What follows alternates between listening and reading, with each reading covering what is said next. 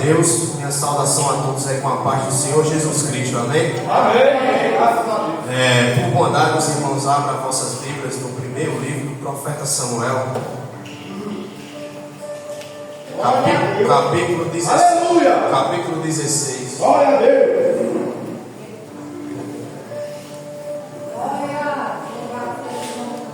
Capítulo 16. Aleluia. E o versículo é o 13, tá certo? Vamos fazer leitura. E Samuel tomou o chifre com azeite e ungiu no meio de seus irmãos.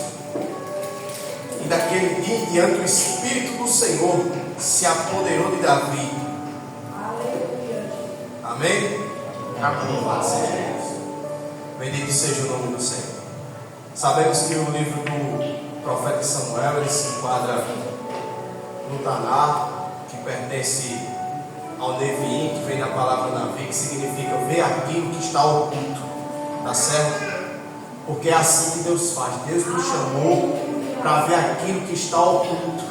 Aleluia. Aquilo que oprime as vidas das pessoas, aquilo que está impedindo com que as pessoas cheguem a Cristo, aquilo que impede que a pessoa seja liberta, enxergar a dificuldade, para que nós possamos chegar com a palavra de Deus, com a palavra do Senhor, e introduzir essa semente radioativa contra essa picada mortal da serpente.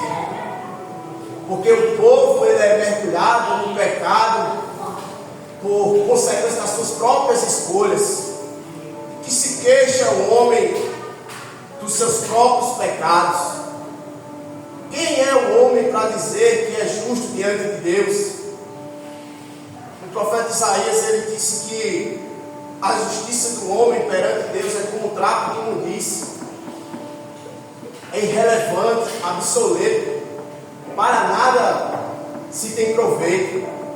Mas quando o homem ele se arrepende dos seus pecados, quando o homem ele inclina os seus ouvidos para a voz do Senhor, o Espírito do Senhor vem sobre ele e ele se torna uma nova criatura. Ele se torna um homem nascido diretamente da vontade de Deus.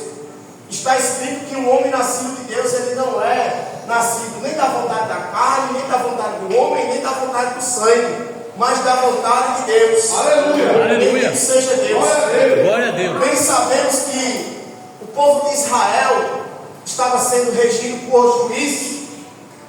A palavra Jofitim, Cohen, que significa sacerdotes, juízes, que regiam Israel. Deus falava com os seus sacerdotes e Deus proclamava a sua vontade por meio do sacerdote. Porque Deus era o rei do povo, mas o povo sempre insistiu em ter a atitude de ter rebelião diante de Deus. A palavra rebelião ela vem do latim rebellion, que significa resistir à obediência, resistir à voz de comando, resistir, presbítero Adeildo, a inclinar sua voz para o correto. Porque no termo hebraico, quando nós lemos, significa caminhar para um caminho de amargura. Quantos por desobedecerem a Deus, ou até o homem mesmo ímpio, por não querer ouvir a voz de Deus, rejeitar a palavra de Deus, está trilhando este caminho de amargura. Resiste à verdade, porque Cristo disse: conhecereis a verdade. Aleluia. E a verdade vos libertará. O que liberta é a verdade. Mas para isso é necessário que haja posicionamento, uma ética, uma postura. É você fazer porque o diagnóstico vem pelo exame e a cura pelo tratamento. O homem deve se examinar a si mesmo e enxergar se a vida que ele está levando de desobediência a Deus, resistindo ao comando de Deus, rejeitando o senhorio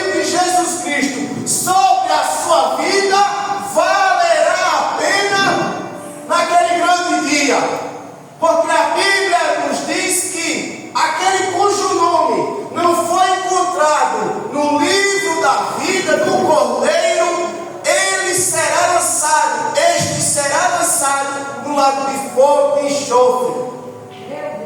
A sua dor, o seu tormento será para todo sempre, por toda a eternidade.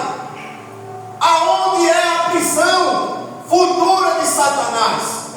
Por isso que a luta dele é para levar o máximo de almas possível para lá, enganando o povo, enganando o homem, enganando homens de Deus, fazer com que não dê mais ouvido à palavra de Deus, para que se rebele contra a vontade de Deus, que é boa, agradável e perfeita. Nós vemos aqui que o povo de Israel começa a ter inveja das nações pagãs, presbítero, meus irmãos, das nações sírias, das nações adoradoras de ídolos, de imagem de escultura, adoradores de Baal, adoradores de Moloque.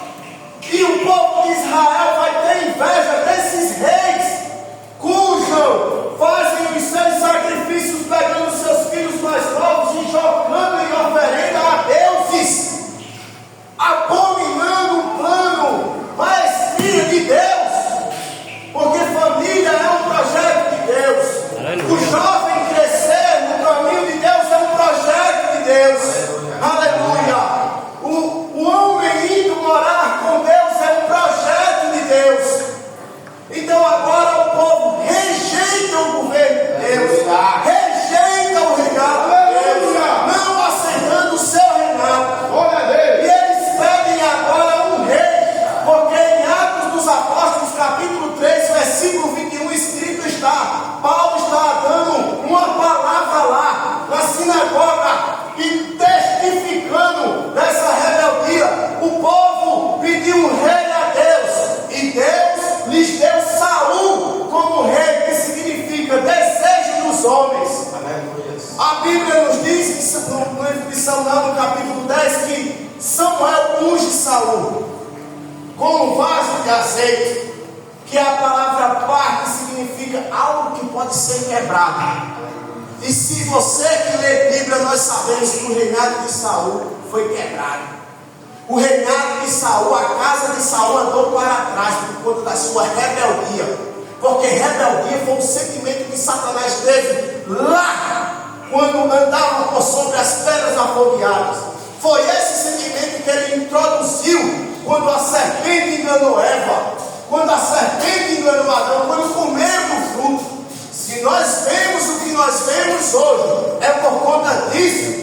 Pecado se agravando, escolhas erradas por cima de escolhas erradas, e o homem vai se degradando e sendo cada dia mais condenado por si mesmo ao inferno. Então quem é o homem para dizer que Deus é injusto? Se ele mesmo, com a sua própria boca, com o seu próprio pé, com o seu próprio corpo, praticam as obras da carne, as obras que levam para o inferno, as obras das trevas, porque pois aquele que está em Deus, ele pratica as obras da luz, porque ele é revestido da armadura da luz, e ele habita abundantemente a palavra de Deus. Isso é desde o jovem até o mais velho. Aleluia. Aleluia. Louvado seja. Glória a Deus. E Deus agora lhes dá um rei, mas Deus não deixa de advertir: hoje eu lhe dou uns reis, vendo que vocês rejeitaram o Deus de vocês, o Deus Todo-Poderoso, que livrou vocês das garras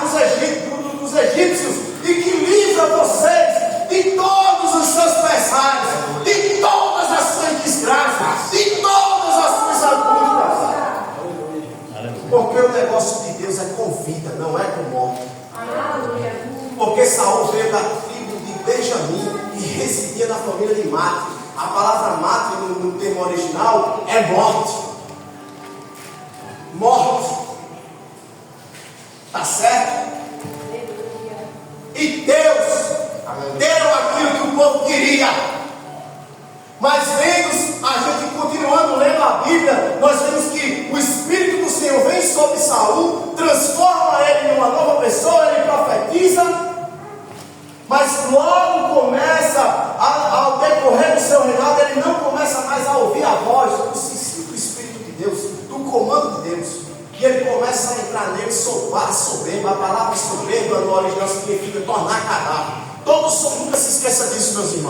todo soberbo diante de Deus, ele é um cadáver, ele é um zumbi ambulante, porque não tem vida.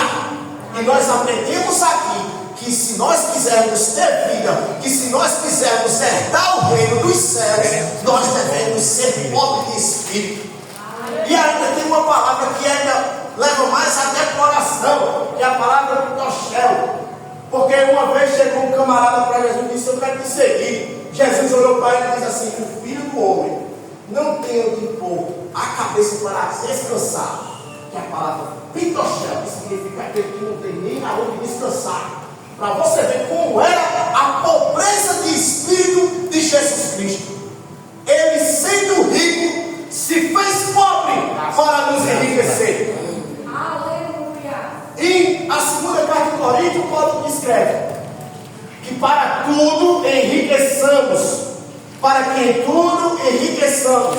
E nós vemos o homem andando a favor do mundo, andando no sistema do mundo. Faça isso, faça assim, porque é assim, porque é assado. E não é. Viver para Deus, ter uma nova vida, é você ser salvo. E segundo, você ser liberto. Porque não adianta você ser salvo, mas você não ser liberto. Por isso que o Espírito do Senhor está nos moldando, Aleluia. a nos libertar dessa via do mundo. Dessa via do mundo.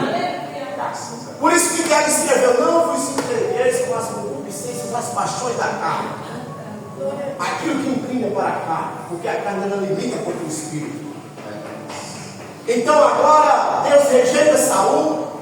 No capítulo 16, a qual nós lemos no verso 1, escrito está que Samuel está orando em lágrimas. E Deus responde para ele: até quando tu orarás com lágrimas, sabendo do que eu rejeitei?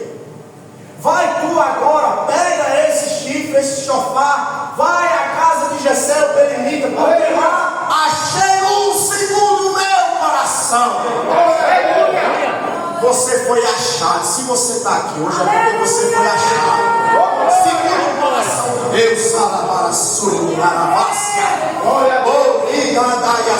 Aleluia, Deus está aqui. Está certo. Então Deus chega, Samuel chega na casa de Jessé. Ele olha para Eliabe, filho mais velho de Jessé, diz: ele saiu ungido. Aí Deus olha para ele e diz: não atente para a sua aparência, porque eu, Senhor, vejo o que está dentro. Aleluia. Aleluia. Deus viu algo especial dentro de você. Aleluia. Deus viu algo especial dentro de você. Os irmãos creem nessa palavra? Amém. Amém. Viu algo especial dentro de você, presbítero? Aleluia. E chegou lá e veio com o chofar e ungiu a rei. Tá certo?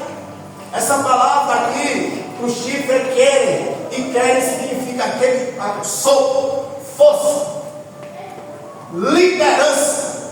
Então Davi foi ungido da vontade de Deus. Porque aquilo que é da vontade de Deus permanecerá para sempre, assim como escreveu o evangelista João. O mundo passará e a sua carnalidade também, mas aquele que fizer a vontade do Senhor permanecerá para sempre.